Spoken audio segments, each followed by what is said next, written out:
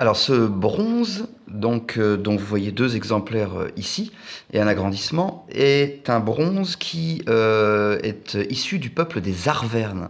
Et c'est un bronze qui a été frappé directement après 52 avant Jésus-Christ, donc la défaite d'Alésia par Vercingétorix. Et en fait, si vous regardez bien, il y a quatre lettres ici, et ce sont les quatre premières lettres du nom du successeur à la tête du peuple arverne de Vercingétorix. C'est Epasnactos.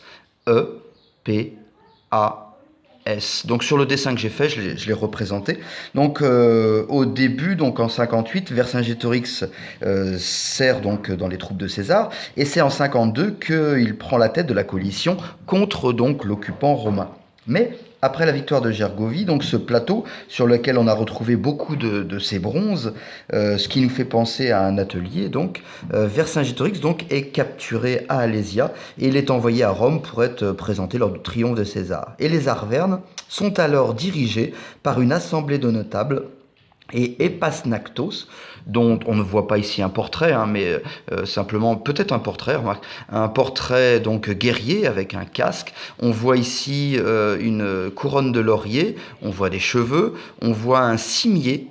Et on voit surtout des ailes ici. On n'a peut-être pas l'impression de les voir, mais on les voit aussi sur le petit bronze. Ce sont des ailes à l'arrière du personnage. Et donc, Epasnactos prend la tête du peuple arverne après 52 avant Jésus-Christ.